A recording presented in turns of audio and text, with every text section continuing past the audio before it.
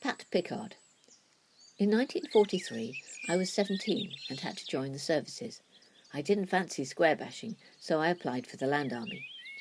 My father suggested it might be useful to learn how to milk before I went for my training, so I went to milk a neighbour's cow, and while there was attacked by a pony. I was saved by a passer-by. I went by Somerset and Dorset steam train to Shepton Mallet Station, where I was met and taken to Steambow Farm for 4 weeks' training in milking, looking after horses and scything. The food was good. There were Italian prisoners of war working there. Once the farmer lost a watch inside a rick, and later one of the prisoners of war remembered this and it was found. I could talk to the POWs, as their English was not too bad. My first farm was between Bristol and Cleveland. I did hand milking. It was nice to hold a warm cow's teats on a cold morning. Some of the cows kicked. One particularly grumpy cow kicked the bucket and spilt all the milk. I shared a room with another land girl, Zoe, who didn't stay long. The house was clean and the food good.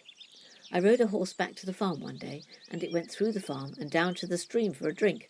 I lost one of my wellies. I dismounted and led the horse back. The farm had a field of wild daffodils which had to be ploughed up to grow food. Daffodils still grew around the outside of the field. There were pigs, pink and saddleback. Mother pigs would get protective of their young. And there were chickens and ducks. The farmer encouraged me to leave when I was 18. I realised later it was because he would have had to pay me more. I asked the Land Army if I could move, and I went to a farm near Taunton, which is now under the motorway. The farmer was called Harold Small, one of 7 brothers.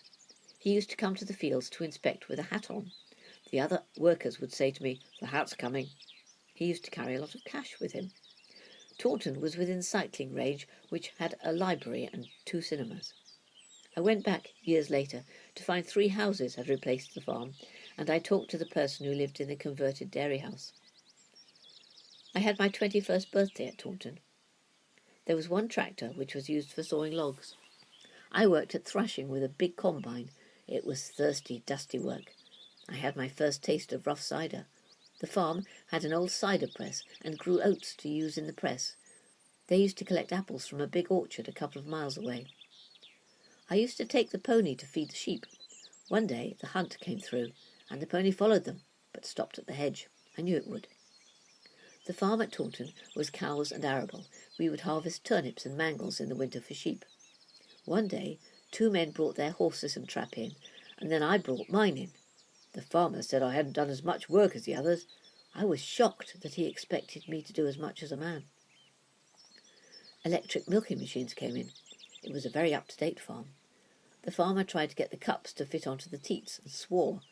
I was a bit worried about telling him that he hadn't switched it on, so I said, "Try switching it on," and then walked out quickly. I was at Taunton for VE Day, but not for VJ Day.